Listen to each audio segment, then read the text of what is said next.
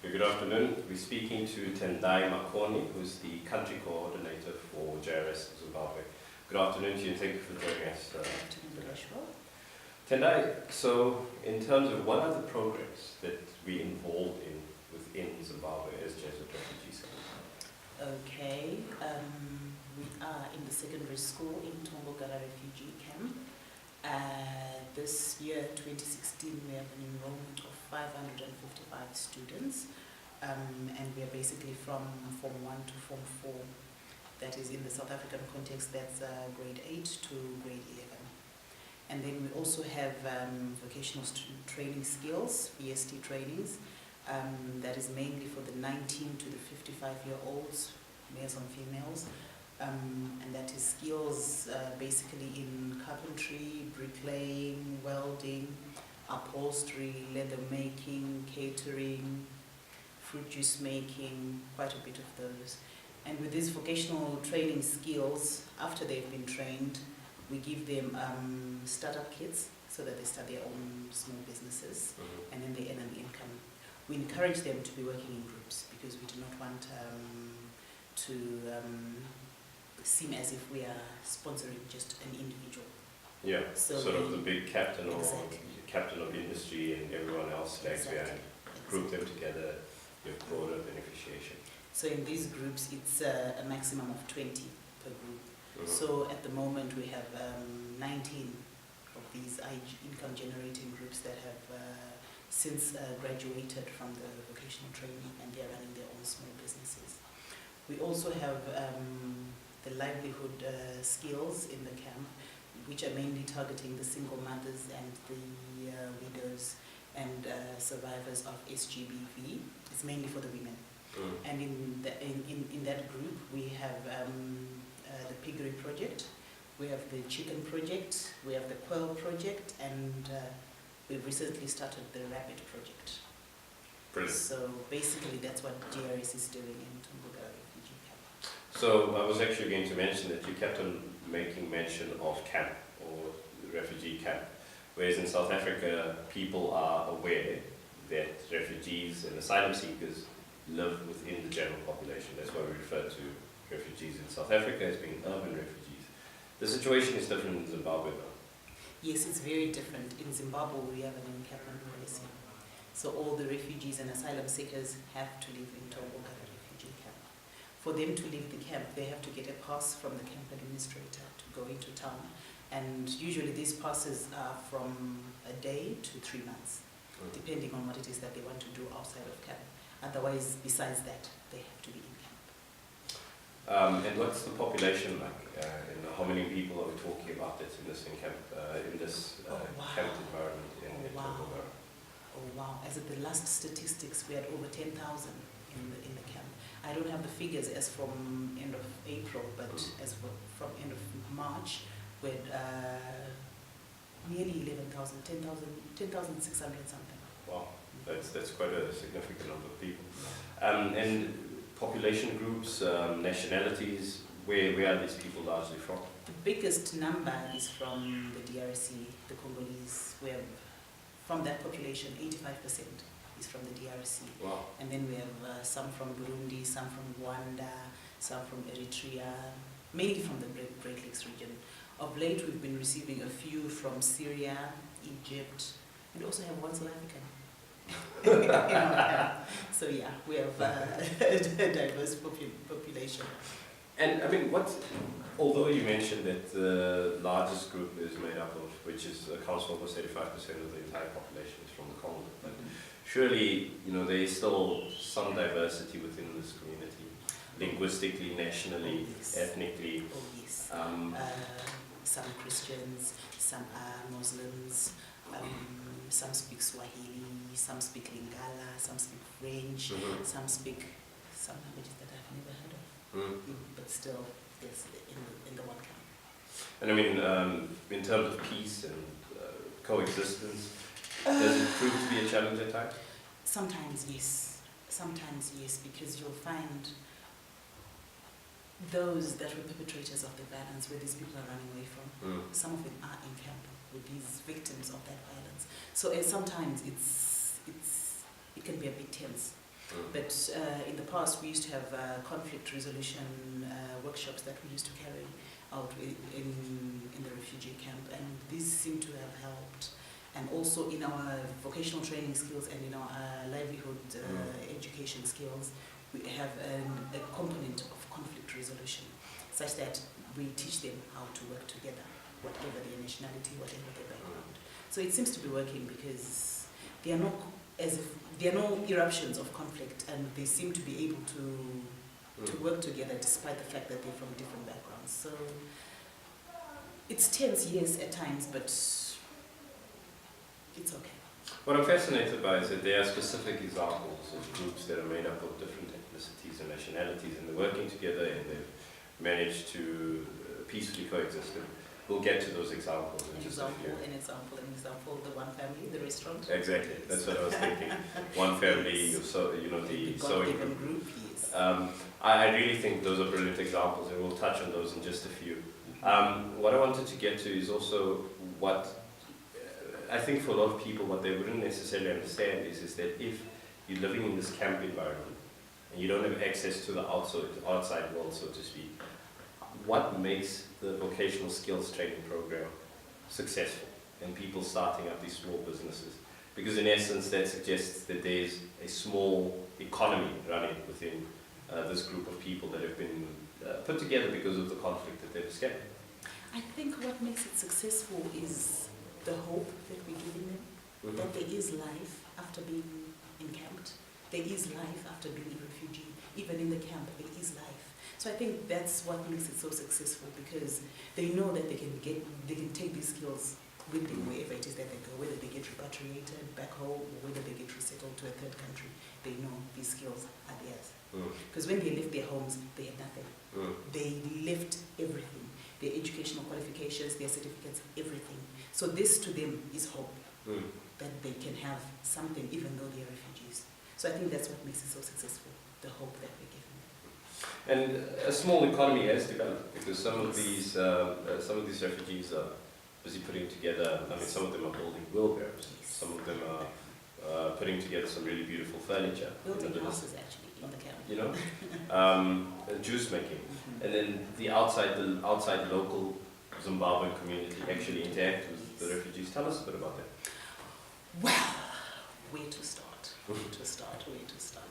Yeah, there's the local community that is coming in to benefit actually from the refugee community, in the sense that after these trainings, these refugees are making shoes, like from the leather groups.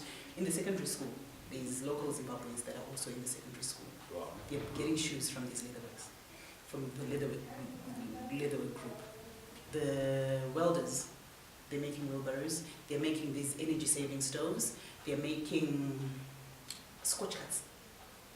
The local community is a farming community. They're benefiting from these scotch cuts. They're coming to buy these scotch cuts for their farm produce. Also, we now have a grinding mill. They made it from scratch. The local community are bringing their maize into the camp to get their maize ground to milling mill. Wow. So, yeah. And I think that also creates, in essence, some unity with local, because what we tend to find is that refugees and asylum seekers, and all migrants in fact, cross-border migrants, there's some tension between themselves as well as local communities, because local communities feel that they have resources that they can't access, and you know, and whether it's a misnomer or not, it doesn't really matter, but the feeling is that there are resources we don't have access to. These cross-border migrants and refugees and asylum seekers are there to access those resources, which can create some acrimony. This exchange, this cultural and business exchange, has it improved relations between local communities? It has actually improved relations between the local community and the refugees, such that there is now intermarriages between the refugees and Zimbabweans. Wow. And language-wise, a lot of children are learning to speak Swahili, they're learning to speak French. We don't offer those languages in most Zimbabwean schools. Yeah. But from those that are in the surrounding communities, they're benefiting from that. So I think it's fostering quite a close relationship between the refugees and the locals. So yeah, it's quite good. That's actually fascinating. It is. Now talk about social cohesion. Let's get back to those two groups that you and I were talking about, the restaurant and the solo group. Both of them very very interesting case studies because this was groups that came out of the vocational skills training from diverse backgrounds, and yet they found a way to work together. And I think let's start with one family. Why do they call themselves one family? Why do they call themselves one family? This group is made up of Burundians, Rwandese, Congolese. They've said, no matter which country they're from, no matter their background, no matter what they went through back in their home countries, now that they're working together, they are now one family. They're not going to look at the color of anyone's skin. They're not going to mind whatever language this person speaks or whatever background they have or whatever atrocities that this person committed. They are one family, and they've been working pretty well for the past 3 years now. Wow. And I mean, they cater lunches for staff that work in the camp. The last time I was in camp, we had pizza, hey? They now can make pizza. I'm looking forward to that on my next visit. I'll definitely have You're most welcome. Well, that's fascinating. Let's go to the sewing group. I mean, they themselves are very, they play a very significant role within the camp, especially for the school. Tell us a bit about what they do. Yes, they make school uniforms for secondary school. They are also from different backgrounds. We also have a Somali woman in the group. She's one of a kind. She's very strong. She's different from all the other Somali women in the group because most of them, they're not really outspoken. They're not really. They don't really venture out of their homes. But then with this woman, I guess it's a cultural context. Yes, it's a cultural context. But with this woman, she came for the vocational training. She graduated with the rest, and she joined this group. And they are now making school uniforms for the secondary school. Of late, they've gotten contracts from another organization in the camp that runs the primary school. They're making uniforms for the primary school. Wow. They're making uniforms for the ECD students in preschool. And they've made uniforms for the one family group as well because they now want to be recognized as a proper restaurant. So they now have uniforms for their members. So yeah, they're doing quite well. They're doing quite well. And also what I like about them is their determination. Their determination.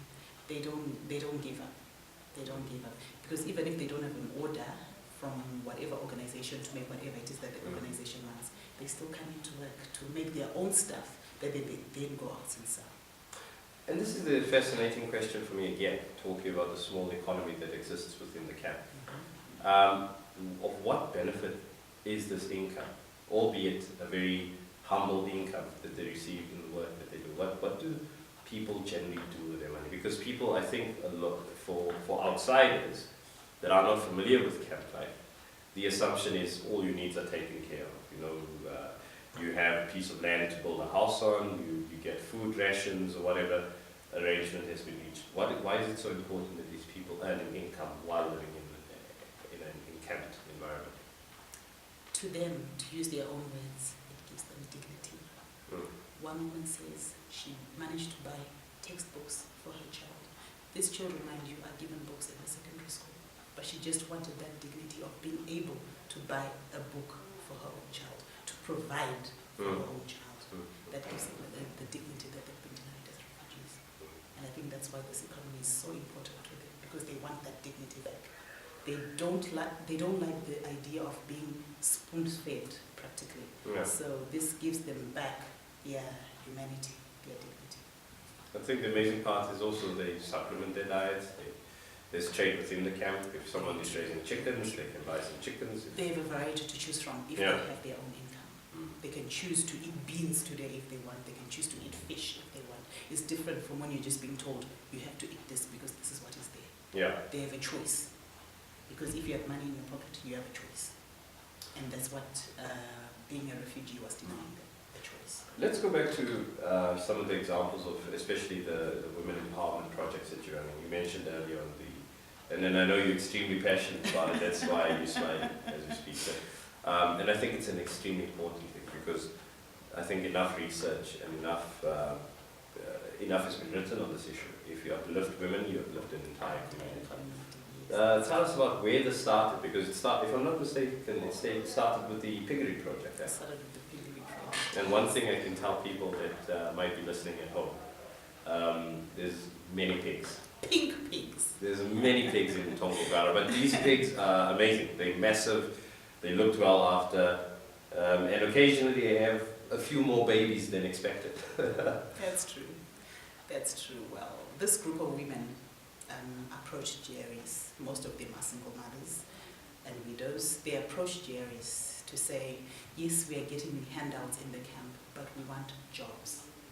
But we want something that we can do whilst we're also catering for our family, looking after our families, because they couldn't leave their children for long periods of time to attend the vocational training skills. So we got funding to start the piggery. And we trained these women on how to look after the pigs, what vaccinations were needed, how the cleaning of the pigsties had to be done and everything.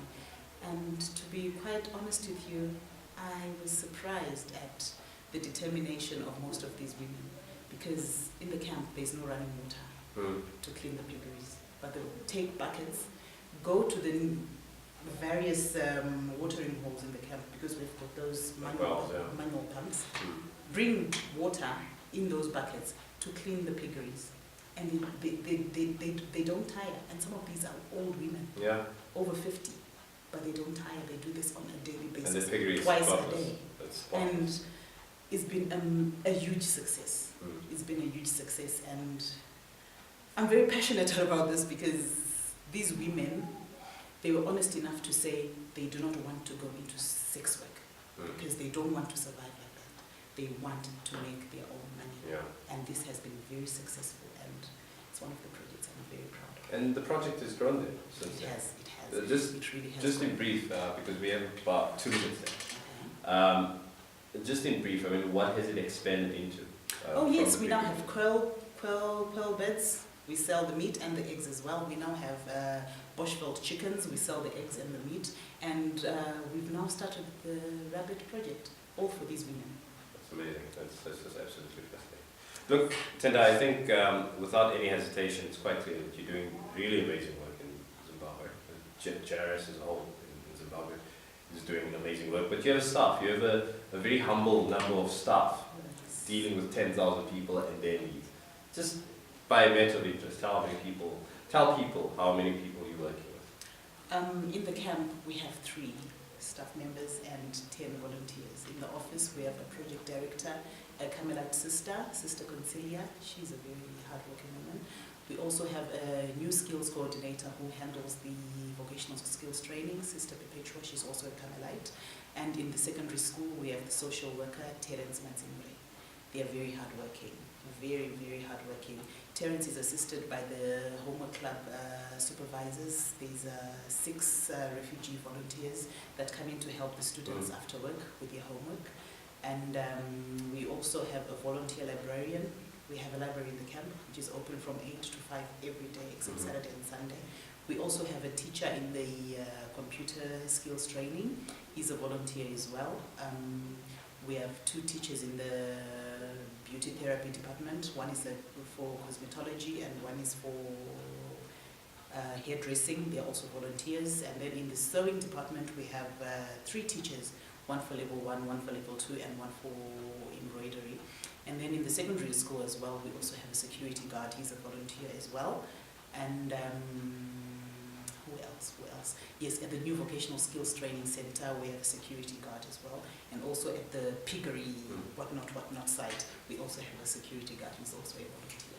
Well, this is what we have to say from our side. All the best to your team. You guys are doing excellent work. And hope to chat to you soon again. I will be up in Zimbabwe pretty soon.